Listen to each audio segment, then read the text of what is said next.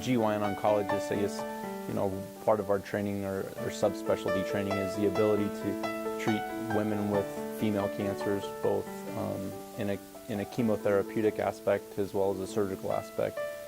So we have the ability to kind of do an all-encompassing treatment approach to women with female cancers. And so I'm able to get involved in their lives a lot more, and I get to know that patient and their family a lot more. So although the diagnosis is certainly not as gratifying to give, the relationship that I'm able to build with the patient and their family, I think, is much more gratifying and much deeper. I had some family members and friends who have had cancer in the past, and so I think cancer in general was a bit of an interest to me because of that experience in my own life.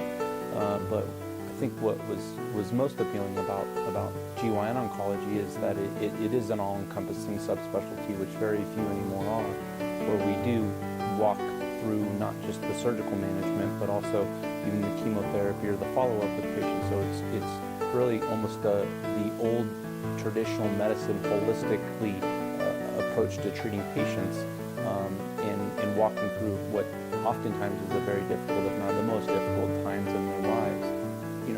Knowledge is power, and the ability to educate women on what is going on in their bodies, what the cancer might be doing, or what staging is and why we use it, and allowing them to take that knowledge and to make informed decisions about what they desire for their life is, I think, the most important thing for me. And I kind of view myself as more of an educator than anything else, and educating them about what it is that we're finding and what decision-making opportunities that they have to make the best decisions possible for them. For the right candidate, robotics has revolutionized our field. Now, the vast majority, I'd say 80% probably in this practice of endometrial uterine cancers are done robotically. So through 4 or 5 small incisions, the patient typically stays in the hospital overnight, goes home the next day.